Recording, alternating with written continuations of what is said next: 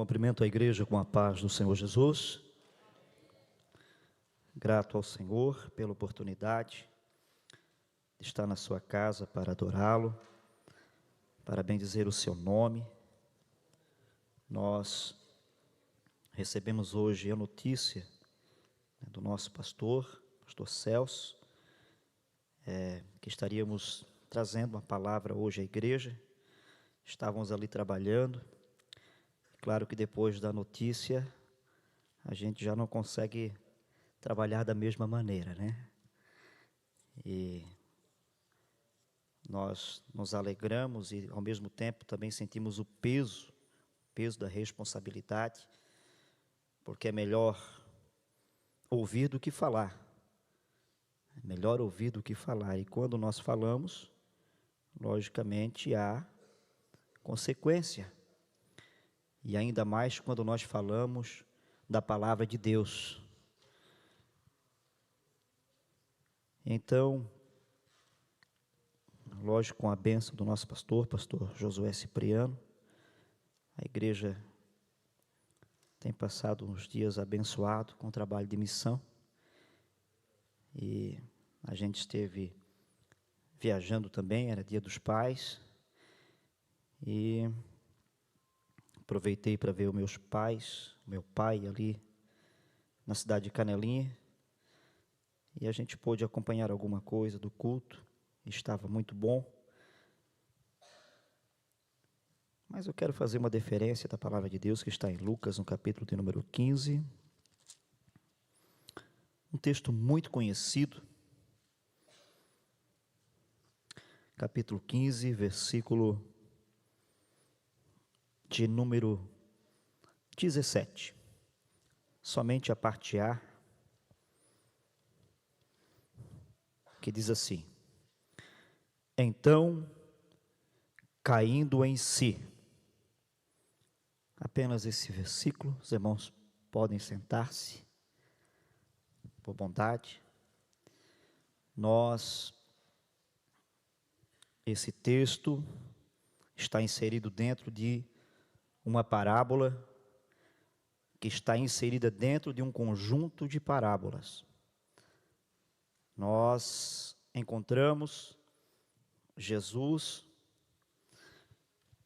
pregando, anunciando o Evangelho, e quando Jesus está pregando, está anunciando o Evangelho, nós vimos que os líderes da época não parecem estar contentes com o que está acontecendo.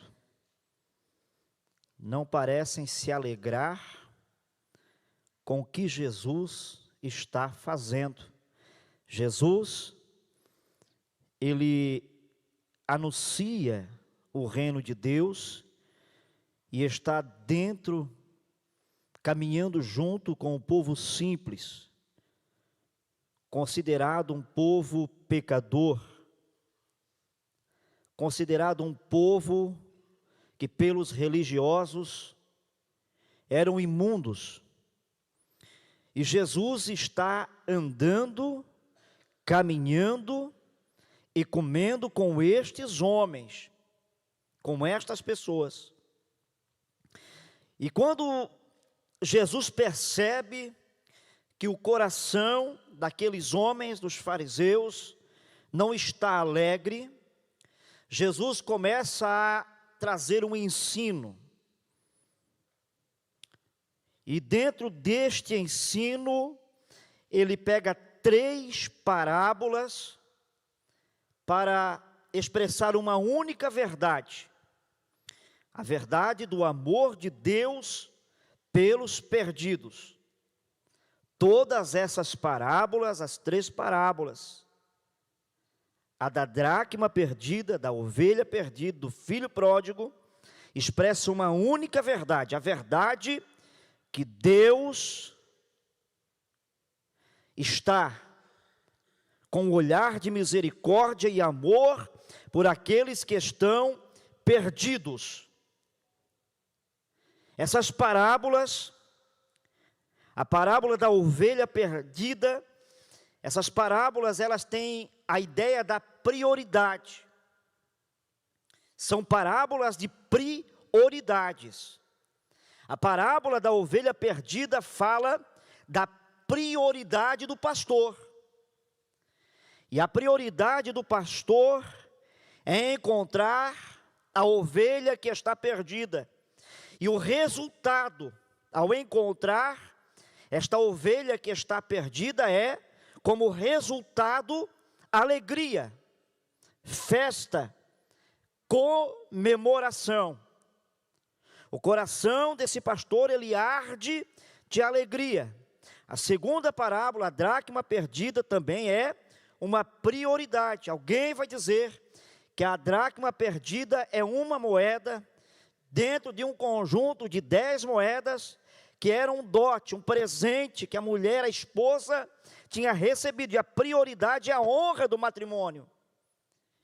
E quando ela encontra esta dracma perdida, não se fala de valor monetário, porque o valor monetário era de um dia de trabalho, mas a comemoração parece custar mais que um dia de trabalho.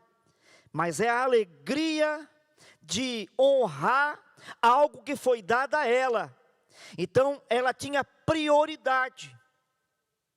Jesus, quando vem para essa terra, ele vem com uma prioridade. A prioridade de Cristo na terra não foi trazer riqueza ao homem. A prioridade de Jesus nessa terra foi buscar, foi encontrar aquilo que estava perdido. A prioridade de Jesus nesta terra, aleluia, chama-se eu e você. A prioridade de Deus na terra, aleluia, é você. A Bíblia diz no Evangelho de João, no capítulo 15, Ele quem nos escolheu, Ele nos escolheu para algo poderoso, para fazer parte, meu irmão, da salvação, fazer parte de algo maior. Jesus, maior do que uma empresa, maior de qualquer coisa, de um grupo religioso, aleluia, é fazer parte do seu reino, aleluia, este reino eterno, e quem entra neste reino, faz parte deste reino, vive eternamente, aleluia. Jesus, ele não perde o foco na prioridade. O foco de Jesus está na prioridade, na vontade, no querer de Deus. Mas parece que os homens, os religiosos na época, não estão em sintonia com a vontade de Deus, porque enquanto Cristo se alegra, eles não se alegravam. E Jesus vai dizer, há alegria no céu, mas não parece haver alegria na terra. Enquanto havia alegria no céu, parece que não havia alegria na terra. Mas o reino de Deus não estava só no céu, o reino de Deus também estava na terra. Eu vou repetir, o reino de Deus não estava somente no céu, o reino de Deus estava na terra. Mas parece que não havia uma sintonia, porque muitos estavam, até conheciam o reino, mas não faziam parte deste reino. Jesus vai dizer,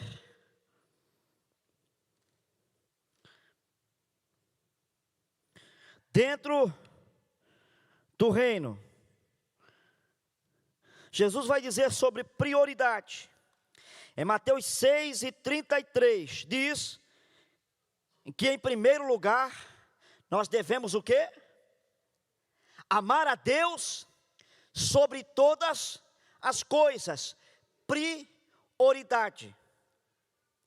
A minha e a tua prioridade é amar a Deus sobre todas as coisas. E a segunda prioridade daqueles que fazem parte do reino é amar o teu próximo como a ti mesmo. Nós estamos vivendo um período que nós colocamos muitas prioridades em nossa vida. Nós estamos vivendo um período tão avançado, de tantas coisas que são colocadas, que nos envolvem, que vão tomando conta das prioridades da nossa vida, que nós às vezes nos esquecemos que a nossa prioridade é servir a Deus, é adorar a Deus, é estar na presença de Deus. Salomão, ele vai expressar esta verdade, depois dele ter passado por tantas coisas nessa terra, depois dele ter experimentado tantas coisas nesse mundo, mas no final da vida, ele vai dizer que a prioridade que traz alegria para a alma do homem, é temer a Deus e guardar os seus mandamentos. Isso sim traz alegria, paz para a alma do homem. Mas parece que eles não estão felizes, porque a prioridade deles, desses religiosos, era diferente da prioridade de Cristo. Parece que não há alegria em ver pessoas com Cristo, eles querem escolher quem deve estar à mesa com Jesus. Eles querem escolher quem está sentado com Jesus, quem deve comer com Jesus. Mas graças a Deus, aleluia, que quem nos escolhe não é o homem, sim Deus. Aleluia, aleluia. Jesus senta, ele coloca pessoas sentado à mesa para comer com ele, quem ele quer. Ele chama para estar com ele quem ele quer. O dono da mesa escolhe. O dono da mesa escolhe quem está na mesa. O dono da festa escolhe quem está na festa. Aleluia. E ele te escolheu para estar junto com ele. E quem senta para comer com Jesus não fica da mesma maneira. Aquele que senta para estar com Jesus se levanta diferente. Aleluia. Esta parábola, a terceira parábola, Jesus agora vai entrar numa história, num enredo familiar. Ele vai utilizar de três linguagens: a narrativa, a repetição e a familiaridade. Jesus utiliza dessas três formas literárias para trazer uma verdade inerente. E Jesus agora vai pegar um contexto familiar, que ao olhar de fora, quem olha de fora para aquela família, esta família que Jesus vai falar, alguém vai dizer: é a família que eu queria ter. Um pai rico, uma família abonada, com muitos empregados, muitas posses.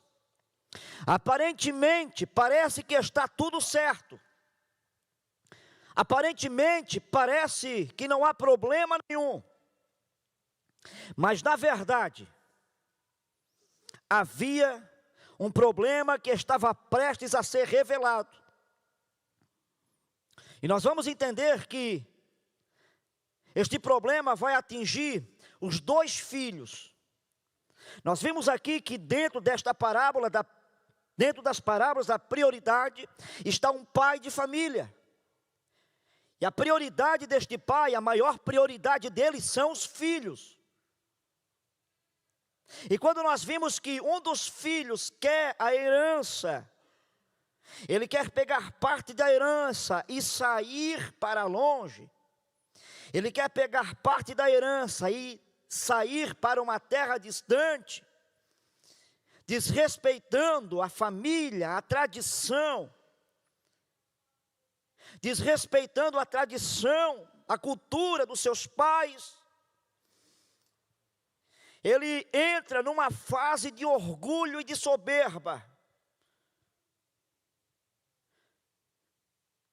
Talvez pelo período da juventude, pelo desejo de se tornar alguém independente, pelo desejo de querer sair debaixo de uma tutela por achar que é pesado demais viver dentro daquela cultura, porque dentro da casa do pai existiam regras, existiam normas, e muita gente hoje, muitos irmãos estão na igreja, estão com a mesma conduta do filho pródigo, está na igreja, está dentro do templo, faz parte da comunidade, mas está com seu coração distante, já não acha que é um lugar apropriado, mas se esquece que aqui, neste lugar, na casa do Pai, Deus abençoou, Deus curou, Deus fez milagre, Deus abençoou a casa.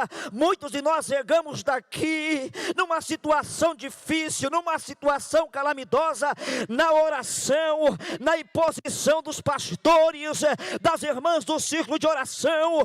Deus mudou a tua história, Deus preservou a tua casa, preservou a tua família, mas passou o tempo. Eu quero pegar a minha bênção e eu quero sair fora.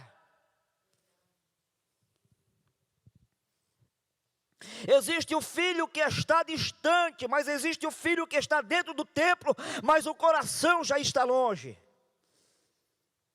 Já não se alegra com o culto, já não se alegra mais com o louvor. Esta família aparentemente parece estar tudo bem, mas na verdade, no momento, as coisas começam a se esclarecer. O problema começa a surgir. E ele vai se distanciando, meus irmãos. Ele pega a herança, ele pega a bênção. Mesmo não sendo um momento, mas ele se adequa, ele pega, ele toma posse. Isso revela a soberba que está em seu coração. Eu posso, eu sou, eu tenho. Pai, me dá a herança que eu tenho por direito. O seu pai ainda está vivo.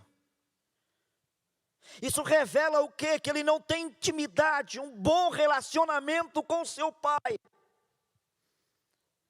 Ele não sabe se posicionar com respeito.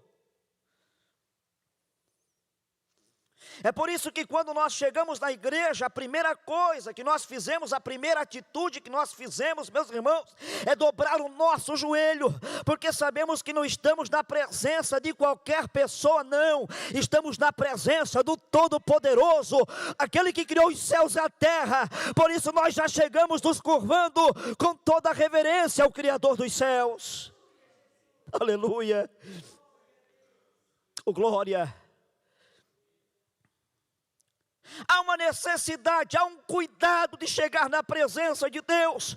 No Antigo Testamento, quando nós olhamos a reverência ao culto, a maneira como era posicionado o sacerdote, como o sacerdote se vestia, como ele apresentava o sacrifício, quando ele saía de dentro do templo, na presença dos santos, dentro do tabernáculo, ele não virava as costas onde estava ali o altar, ele deixava as cortinas vir sobre as suas costas, e ao cair a cortina e encostar no chão, ele se virava. Tamanha era a reverência. Deus não mudou, o culto, a maneira de cultuarmos mudou, mas Deus não, ainda precisa ter o cuidado com o Senhor. Aleluia. Mas o Pai é amoroso, o Pai é misericordioso, o Pai dá herança, o Pai entrega a bênção na mão dele e ele vai embora. E ele vai gastar tudo, dissolutamente. O que ele vai fazer? Ele vai espalhar. Ele vai gastar sem se preocupar com o dia de amanhã.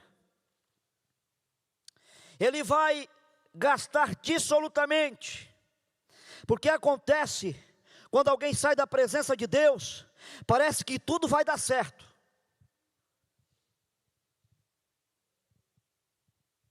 Quando a pessoa tem pessoas que saem da presença de Deus, parece que tudo vai dar certo, mas é só por um momento, porque longe da presença de Deus não tem socorro. Longe da presença de Deus é dor e sofrimento. O tempo passa, e a Bíblia diz que veio fome sobre a terra. E Deus permite a crise. Deus permite a crise vir sobre a terra. Porque a crise é gerada pelo inimigo. Nem toda dificuldade é gerada pelo maligno. Existem provas, existem crises que vêm sobre a nossa vida, que vêm sobre a nossa família, com o propósito de 3 grandes verdades: de revelar quem nós somos, de revelar quem está conosco e quem Deus é. A crise que vem de Deus para a nossa vida, ela é didática, ela vem como modo de ensino. Observe que quando a crise veio sobre a vida de Isaías, lá no capítulo 6, nós vimos que o rei Uzias vem a falecer. Quando o rei Uzias falece, alguém vai dizer que o rei Uzias era parente de Isaías. Ele tinha os seus cuidados dentro do reino. Mas quando morre, ele entra dentro de uma crise existencial. Mas quando, no meio da crise, que aquele que está sentado no trono da terra morre, no meio de uma crise religiosa, de uma crise sobre a terra, ele olha para o céu, e no meio da crise, ele vai entender quem ele era, quem estava com ele, e quem estava sentado no alto e sublime trono, e ele vai dizer: eu estou no meio de um povo. A crise revela que o povo estava com lábios impuros, mas a crise revela que ele também era um homem de lábios impuros, que era um homem pecador, mas no meio da crise Deus se revela como santo, santo, santo. E no meio da crise ele vai dizer: eu vi o Senhor. Eu vejo outro homem na Bíblia, chamado Pedro. Nós vemos Pedro depois de uma noite inteira de pesca. Um homem que tinha a sua natureza, ele era um líder nato. Nós vimos que Pedro, a sua natureza já era de uma liderança. Era um pescador, e como um homem de pesca, que tinha um barco, ele tinha homens que trabalhavam junto com ele, que dependiam também da sua expertise, do seu conhecimento sobre a pesca. Imagina um homem que nasceu naquela região, que conhecia tudo sobre pesca, Pedro. Agora observe uma coisa: Pedro, ele sai para pescar e ele pesca a noite inteira e não encontra peixe. No tempo que a gente estava no Campeche, tinha alguns irmãos que eram nativos ali da pesca, os manezinhos. E um dia a gente saiu de uma escola bíblica e um irmão falou: pastor, vamos lá pegar uns peixinhos. E eu disse: mas sair da escola dominical, pegar peixe, e depois, que hora que vai sair esse peixe? Não, é rapidinho. Disse: ué, eu que não sou pescador, eu sei da dificuldade que é para quem não é pescador em conseguir pegar um peixe. Terminou o culto, a gente trocou a roupa ali, fomos correndo. Ele foi com uma tarrafa nas costas. Chegou numa encosta ali na armação, havia um monte de gente com anzol. Ele parou sobre a pedra e olhou assim, ficou com a rede nas costas. E gente com caniço para cá, gente com caniço para lá. E ele disse: ó, pastor, ali tem um cardumezinho ali, ó, tá vendo ali? E aí parece que era tainhota. Eu disse: onde é que está vendo o peixe? Ele: olha aqui, olha na pedra. Quando fazia uma sombra, eu parei o olho, fiquei ali, eu consegui identificar o peixe. Nunca tinha visto na minha vida. Ele, com 5 minutos, ele enxergou o peixe, disse o tipo do peixe, olhando para a água. Eu não via nada. E ele disse: ó, aqui está o peixe. Ele pegou a tarrafa, ele jogou 10 tainhotas. Aí ele, com a própria tarrafa, ele abraçou, jogou nas costas. Eu digo: deixa eu carregar uma no braço. Ele saiu com as 9 pela própria, agarrada na própria, e eu andei com uma. Olha só a expertise e o conhecimento. Pedro era um homem, irmãos, com essa natureza de conhecimento. Pedro está chegando, eu tento entrar na história, exatamente de uma maneira triste, angustiada, preocupado, meu irmão. Porque pessoas dependiam do conhecimento dele, da expertise dele. Ele está no meio de uma crise, de um problema, de uma situação. A sua força, o seu conhecimento não foram suficientes para granjear alguma coisa. Então, quem ele encontra na margem? Jesus. Aleluia. Talvez você chegou essa noite aqui, eu não sei, é um culto de ensino, eu não sei qual é a tua situação, o jeito que você entrou, eu não sei qual é o tipo de crise que você está enfrentando, mas eu tenho certeza que na margem deste mar terrível, seco, que você não encontra saída nem solução, está Jesus Cristo de Nazaré, aleluia, e sabe exatamente o jeito de te tirar desta situação.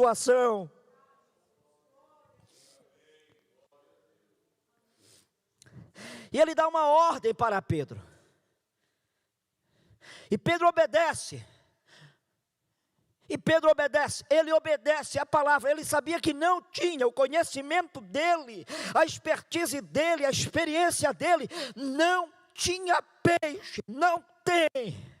Ele está no meio de uma crise, e quando nós entramos em crise, nós temos que aprender a confiar na palavra de Deus, ainda que esteja difícil. O que está escrito aqui é verdade. Nessa verdade nós vamos triunfar.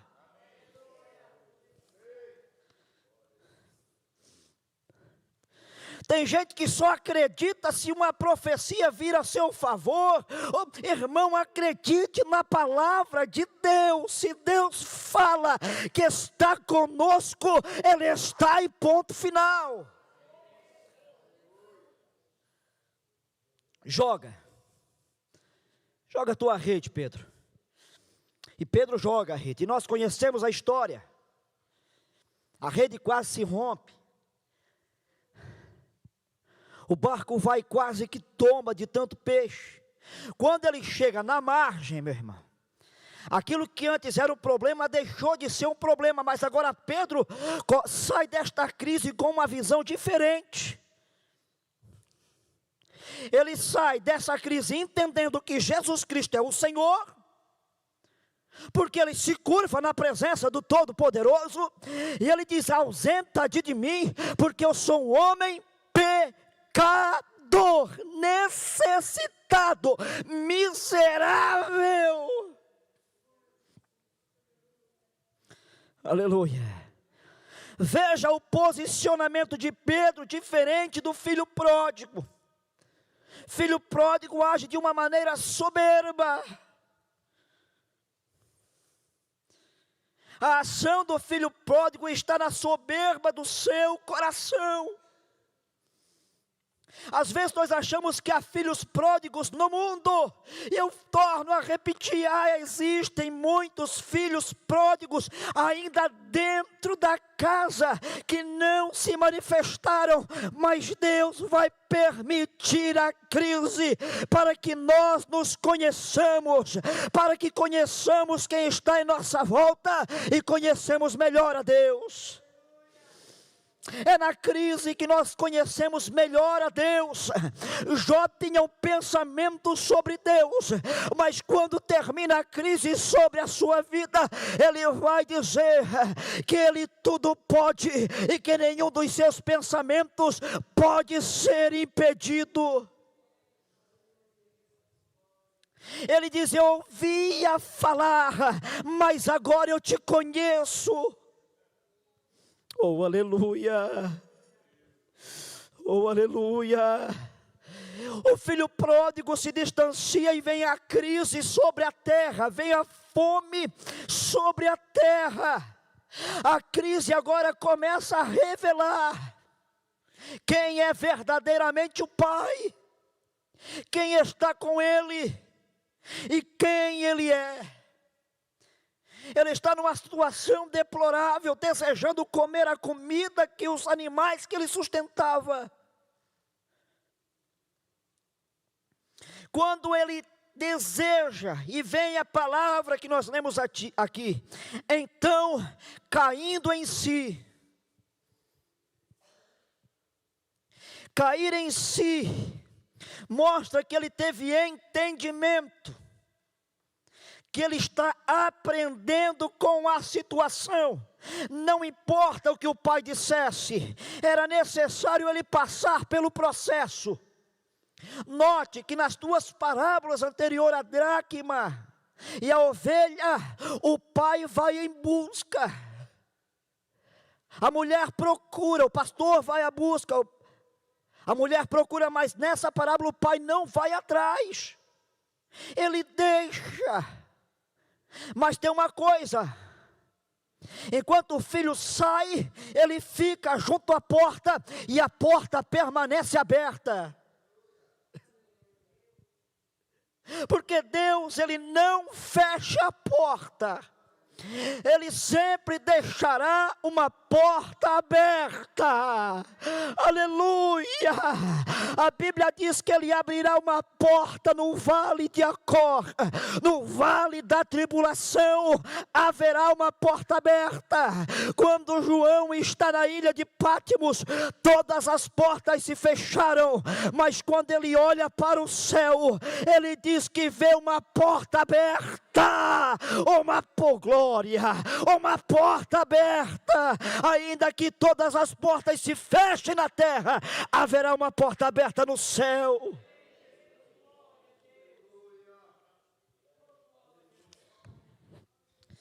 O filho pródigo cai em si.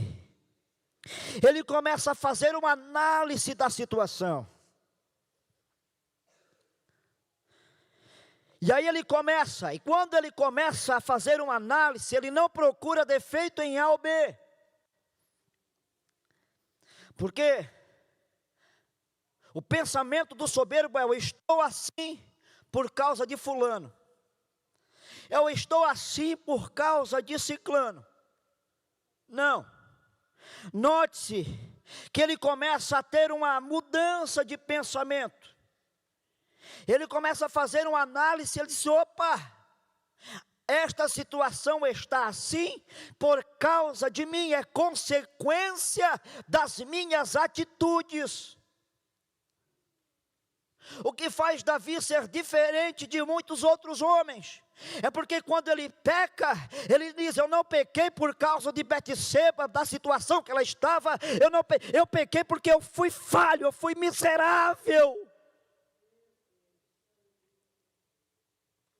E a palavra que define, que nos leva para o caminho de salvação, e eu não falo só de salvação no sentido de salvação eterna, eu falo de salvação de relacionamento, salvação de casamento, salvação de relacionamento entre pais e filhos, eu falo de salvação de muitas situações. É quando a gente reconhece a nossa falha.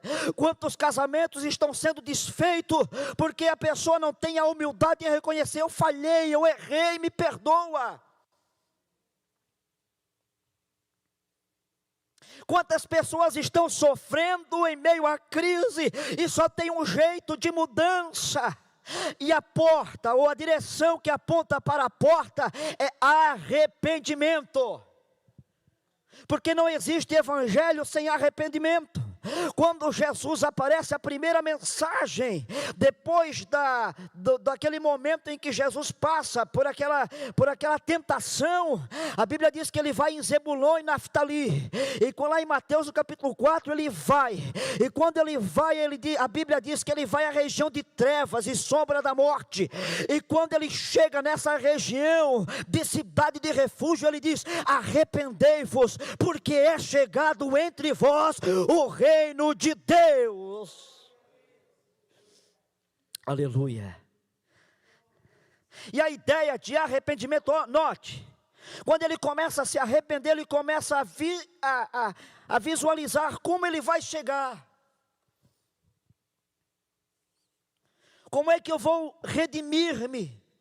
Porque eu errei. E a palavra arrependimento tem duas vertentes. Uma é mudança de caminho, que é uma visão mais hebraica, que é uma mudança de caminho, que é um giro de 180 graus. Porque se for 360, vai dar um giro e vai ficar no mesmo caminho. Então, para o hebraico é uma mudança de direção, uma mudança de rota. Quando começa a vir o arrependimento, ele começa a mudar a rota dele. Note que antes a rota era para longe, mas quando vem um arrependimento, a rota muda para onde? Para a direção do Pai. Já numa visão mais grega, nós vamos entender que arrependimento é metanoia, uma mudança de pensamento, de estrutura, de pensamento, de mente. Paulo vai dizer aos romanos: não vos conformeis com esse mundo, Romanos 12, mas transformai-vos pela renovação do vosso entendimento, para que experimenteis qual seja a boa, a perfeita e agradável vontade de Deus. O caminho de um arrependido. Note que o coração dele, antes dele pegar o caminho, já há um arrependimento. E ele começa a pensar: como que eu vou chegar? Eu vou chegar e vou dizer: Pai, pequei contra o Senhor, pequei contra Deus, já não sou digno de ser chamado teu filho. No momento anterior ele chega e diz: me dá a herança que eu tenho direito, me dá o milagre que eu tenho direito, me dá a cura que eu tenho direito, abre a porta que eu tenho direito. Mas na segunda, quando uma mente de alguém que se arrependeu, já é diferente. Pai, eu não tenho direito, não é da herança, não é de receber bênçãos, não. Eu não tenho direito de ser chamado filho. Isso mostra o caráter de nós como igreja, de como devemos chegar na presença do Pai. Não como se exigíssemos alguma coisa, mas como este homem está aqui: eu sou miserável, não tenho direito.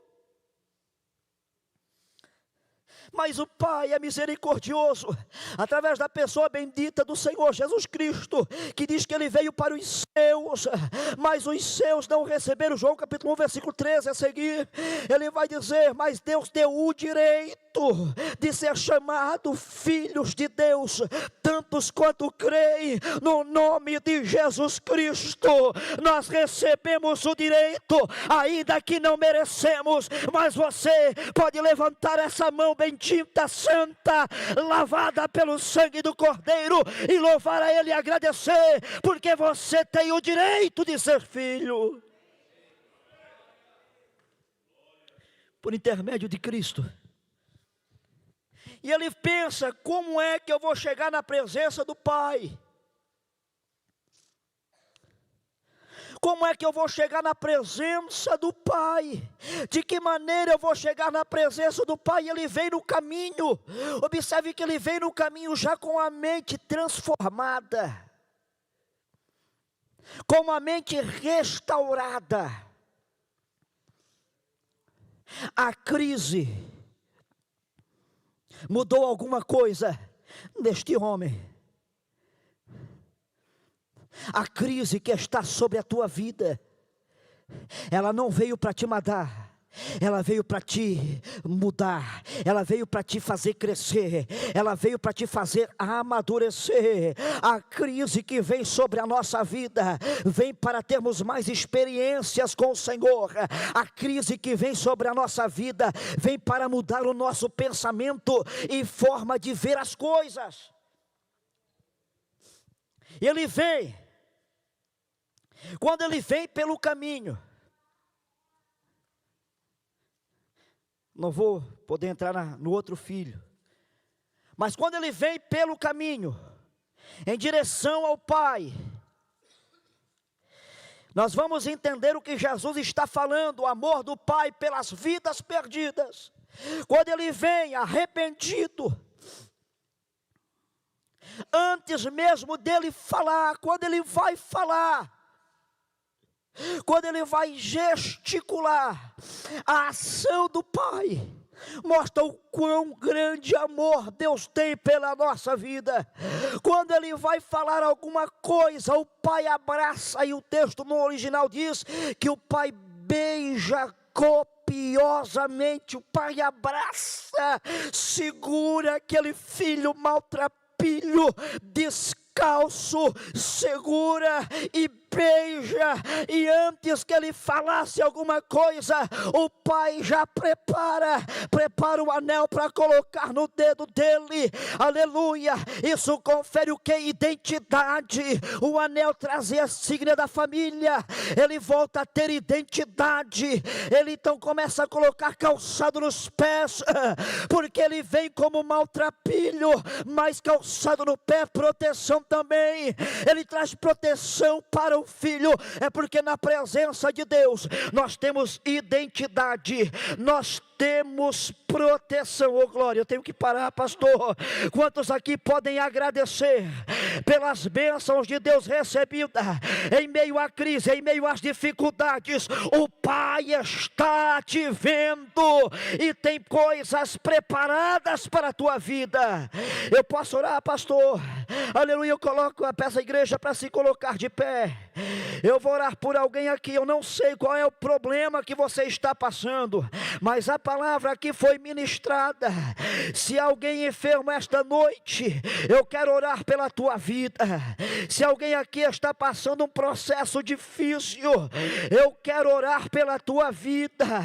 Se tem alguém aqui que precisa de um milagre na casa, na família, eu quero orar por você aqui. Vem à frente, eu já vou fazer esta oração. Aleluia, nós não temos o poder, mas aquele Jesus que eu estou pregando, este Jesus pode mudar a história. Este Jesus pode mudar a história. Basta uma palavra, basta o mover, basta ele querer, e o milagre acontece, a bênção vem. Oh glória a Deus. Temos mais alguém? Isto vai vindo, vem na presença, vem com filho, como filho pródigo. Senhor, eu não mereço, mas tu és bom. Eu sei que o Senhor é maravilhoso, e o Senhor vai entrar em providência. Eterno Deus, maravilhoso Pai, aqui está a tua igreja, Senhor, que veio a este altar, ó Deus, entregar, apresentar a Ti, Senhor, o problema, em nome de Jesus Cristo. Eu sei que não tem problema para Ti, pois as nações se embraveceram, os reinos se moveram, o Senhor levantou a sua voz e a terra se derreteu. Ó Senhor dos exércitos, Deus de Jacó, Deus de Abraão, Deus Deus de Isaac, ó Senhor Todo-Poderoso, quebra agora todas as algemas, toda a contrariedade contra a vida do teu filho, em nome de Jesus Cristo. Meu Deus, abençoa a empresa, abençoa a família, o lar, Senhor, em nome de Jesus Cristo. Coloca por terra, Senhor, todo o mal, toda moléstia, pois em nome de Jesus Cristo, ó Senhor, o carpinteiro de Nazaré, o Cordeiro de Deus, o leão da tribo de Judá, a raiz de Jessé, torre forte, maravilhoso Deus forte, em nome desse Cristo, em nome de Jesus, enfermidade no osso, enfermidade no sangue, enfermidade no rins, em nome de Jesus, sai agora, e que o nome de Jesus seja glorificado. Amém e amém, Jesus.